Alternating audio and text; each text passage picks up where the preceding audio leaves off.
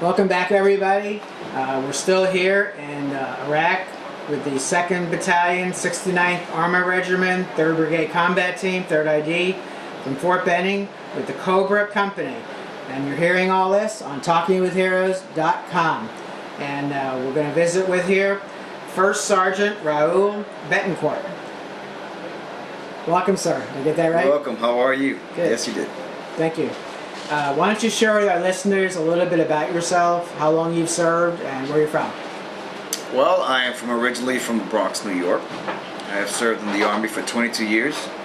And those 22 years I've been a tanker, and I've done numerous other jobs and professions, which I don't like to discuss. It's okay. But that's pretty much it. I'm married. I'm married. She is to a former soldier. She is a Sergeant First Class right now, and I have 2 children. One who just enlisted into the Army, in the Medical Corps. You were telling me that off the air, and I was saying it's harder having your child enlist than probably you being in.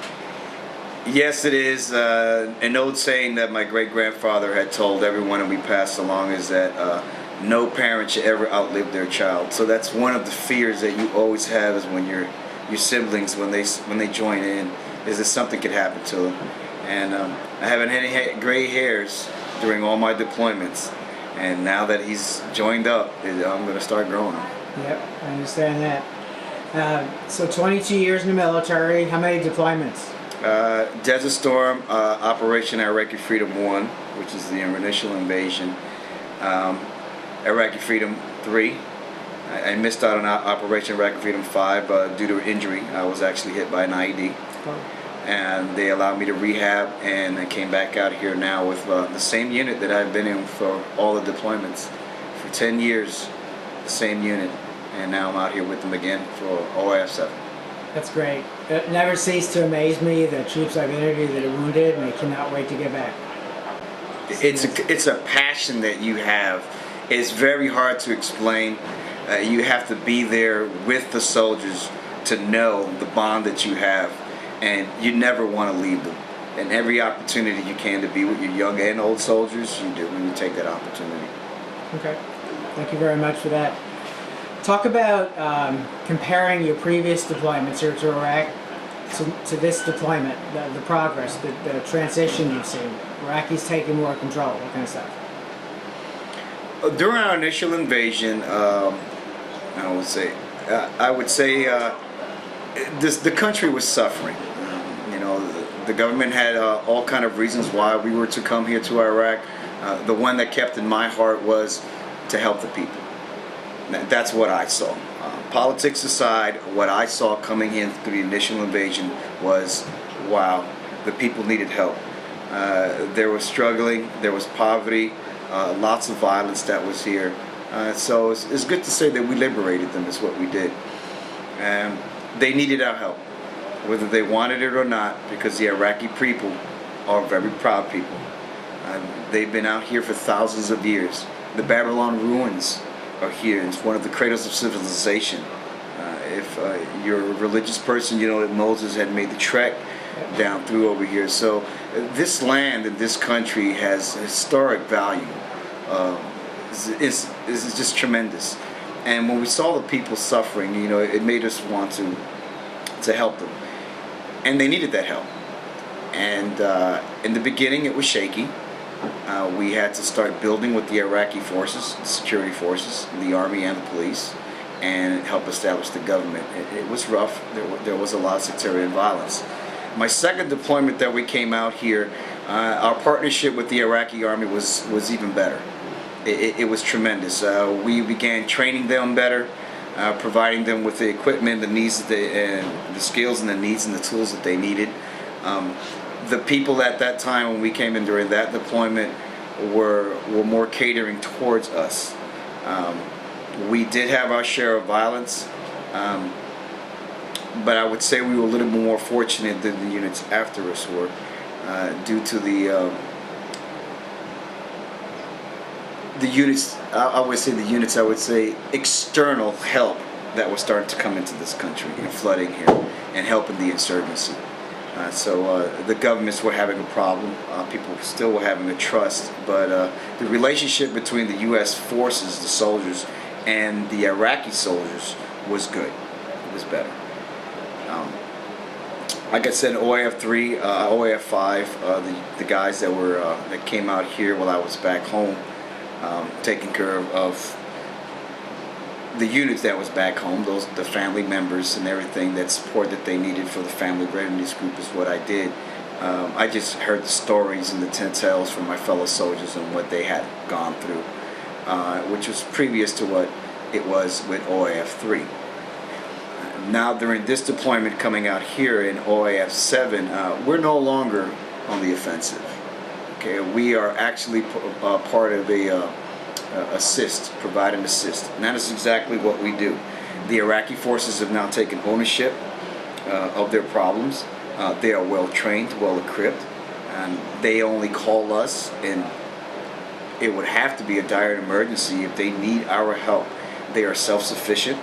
It's been an incredible difference from the first day I sat on the ground to see how well this country has done and how the violence has gone down.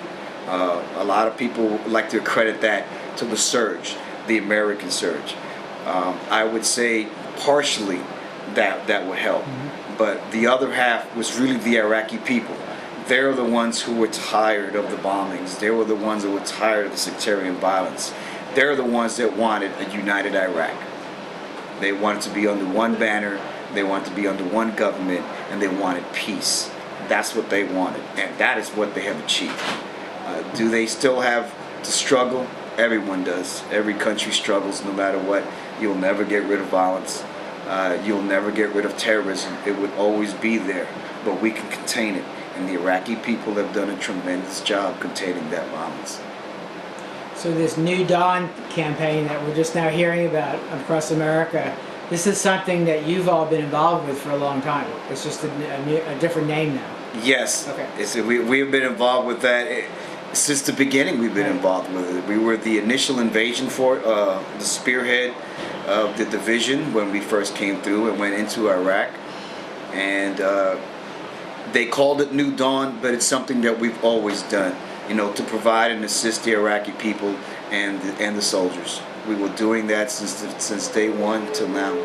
So the mission has changed, kind of, not for you guys, but in the way we're seeing it back in America. But America still needs to support the troops that are here. Yes. And the families back home. Yes. That is one of the things that's always been dear in our heart, is been the tremendous support the American people have given us.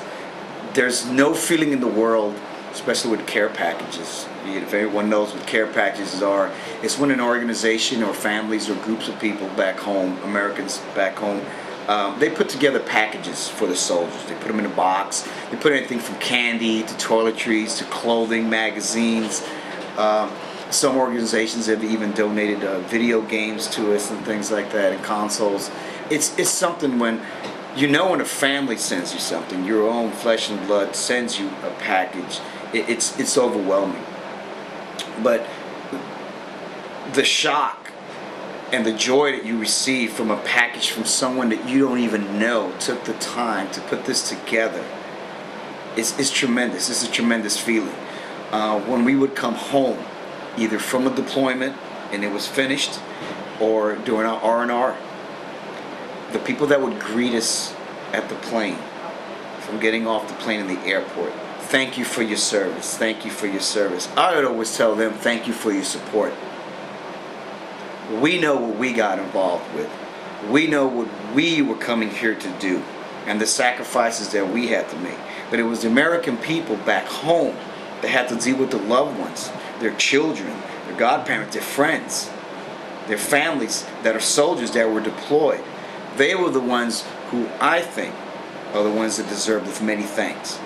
Because without you, there will be nothing for us to come home to. Without you, there was nothing for us to fight for. And that's why we do it. We do it for you. All of you who have supported us during this long years. Well said, sir. Thank you. That was great.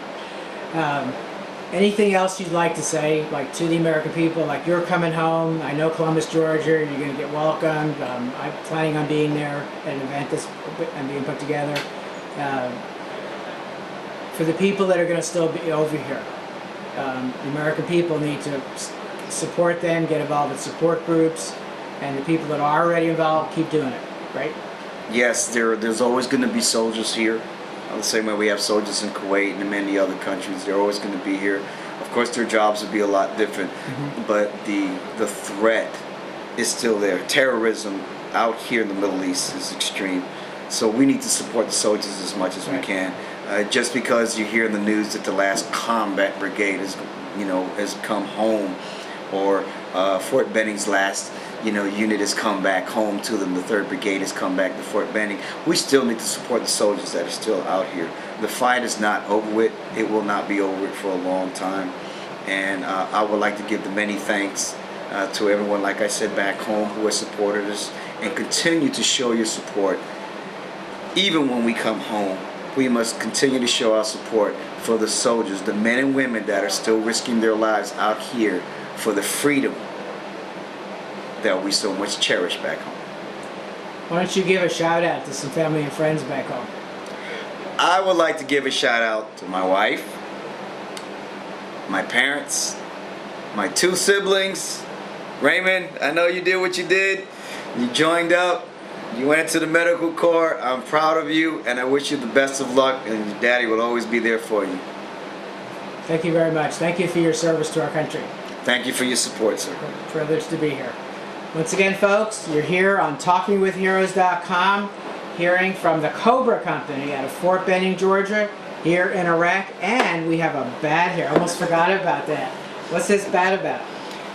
I always have a joke, and they always joke with me, and this bat and some of the tools that you see behind me is a joke to tell the soldiers that the beatings will continue unless the morale improves. Thank you very much. Thank you, sir. You're hearing it on TalkingWithHeroes.com. Again, please, those of you that are watching this video, we need your help. The troops need your help in getting their stories out. Let everybody know you can. Thank you very much, and we'll be back with more from Iraq.